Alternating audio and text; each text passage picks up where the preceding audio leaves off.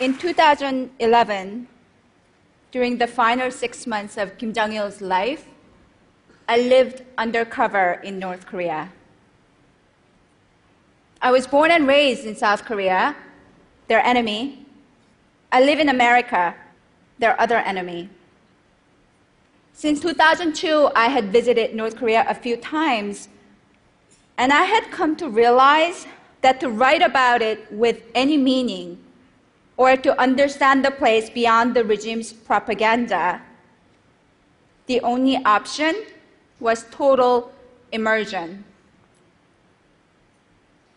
So I posed as a teacher and a missionary at an all-male university in Pyongyang. The Pyongyang University of Science and Technology was founded by evangelical Christians who cooperate with the regime to educate the sons of the North Korean elite without proselytizing, which is a capital crime there. The students were 270 young men expected to be the future leaders of the most isolated and brutal dictatorship in existence. When I arrived, they became my students. 2011 was a special year, marking the 100th anniversary of the birth of North Korea's original great leader, Kim Il-sung. To celebrate the occasion, the regime shut down all universities and sent students off to the fields to build the DPRK's much heralded idea as the world's most powerful and prosperous nation. My students were the only ones spared from that fate. North Korea is a gulag posing as a nation. Everything there is about the great leader.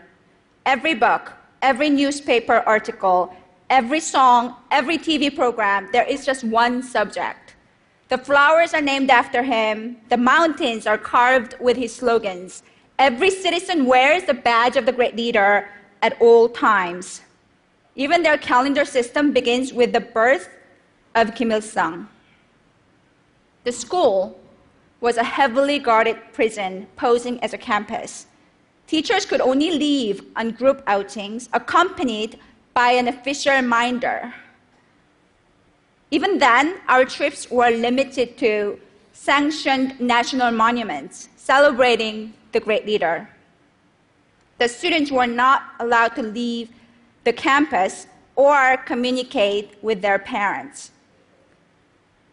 Their days were meticulously mapped out, and any free time they had was devoted to honoring their great leader. Lesson plans had to meet the approval of North Korean staff. Every class was recorded and reported on, every room was bugged, and every conversation overheard. Every blank space was covered with the portraits of Kim Il-sung and Kim Jong-il, like everywhere else in North Korea. We were never allowed to discuss the outside world.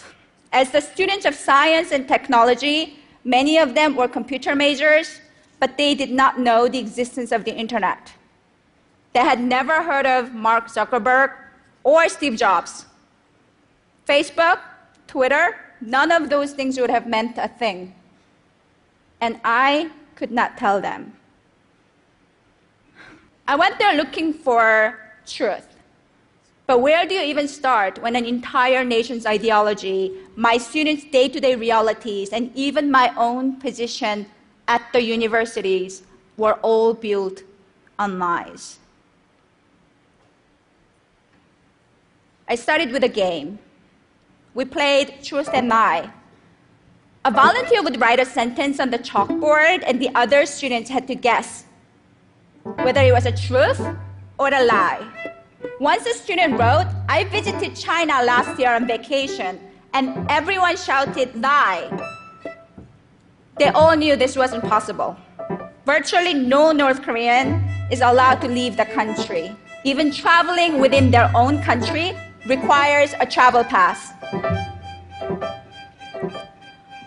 hoped that this game would reveal some truth about my students because they lie so often and so easily, whether about the mythical accomplishments of their great leader or the strange claim that they cloned a rabbit as fifth graders. The difference between truth and lie seemed at times hazy to them. It took me a while to understand the different type of lies. They lied to shield their system from the world, or they were taught lies and were just regurgitating them. Or at moments, they lied out of habit. But if all they have ever known were lies, how could we expect them to be otherwise? Next, I tried to teach them essay writing, but that turned out to be nearly impossible. Essays are about coming up with one's own thesis, making an evidence-based argument to prove it. These students, however, were simply told what to think, and they obeyed. In their world, critical thinking was not allowed. I also gave them the weekly assignment of writing a personal letter to anybody. It took a long time, but eventually some of them began to write to their mothers, their friends, their girlfriends. Although those were just homework and would never reach their intended recipients, my students slowly began to reveal their true feelings in them. They wrote that they were fed up with the sameness of everything. They were worried about their future. In those letters, they rarely ever mentioned their great leader. I was spending all of my time with this young man. We all ate meals together, played basketball together. I often called them gentlemen, which made them giggle. They blushed at the mention of girls.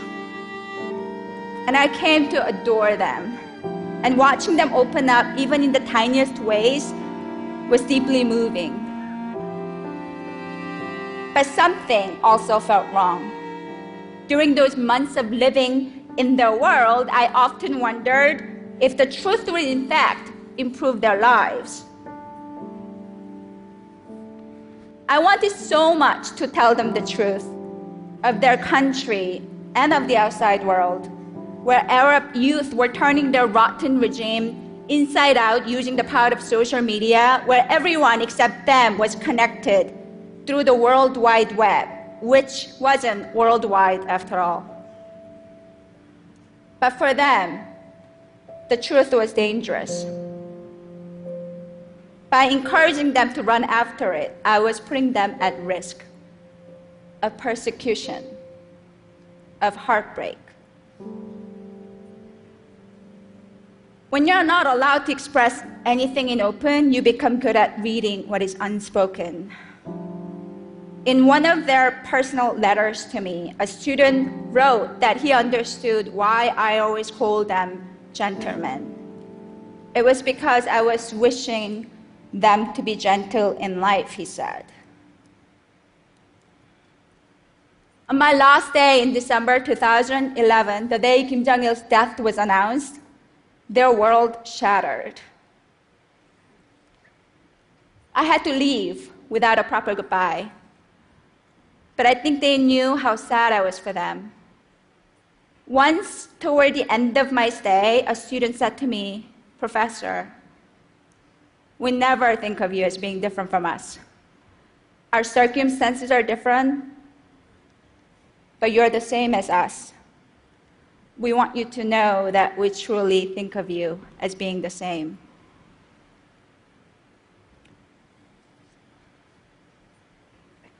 Today, if I could respond to my students with a letter of my own, which is of course impossible, I would tell them this.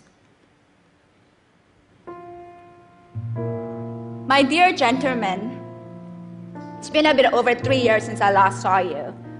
And now you must be 22, maybe even as old as 23. At our final class, I asked you if there was anything you wanted. The only wish you expressed, the only thing you ever asked of me in all those months we spent together, was for me to speak to you in Korean, just once. I was there to teach you English. You knew it wasn't allowed. But I understood then you wanted to share that bond of our mother tongue. I called you my gentleman, but I don't know if being gentle in Kim Jong-un's merciless North Korea is a good thing. I don't want you to lead a revolution. Let some other young person do it. The rest of the world might casually encourage or even expect some sort of North Korean spring. But I don't want you to do anything risky because I know in your world, someone is always watching. I don't want to imagine what might happen to you. If my attempts to reach you have inspired something new in you, I would rather you forget me. Become soldiers of your great leader and live long, safe lives. You once asked me if I thought your city of Pyongyang was beautiful, and I could not answer it truthfully then. But I know why you asked. I know that it was important for you to hear that I, your teacher, the one who has seen the world that you are forbidden from, declare your city as the most beautiful. I know hearing that would make your lives there a bit more bearable, but no, I don't find your capital beautiful. Not because it's monotone and concrete, but because of what it symbolizes, a monster that feeds off the rest of the country, where citizens are soldiers and slaves. All I see there is darkness. But it's your home, so I cannot hate it. And hope instead that you, my lovely young gentleman, will one day help make it beautiful. Thank you.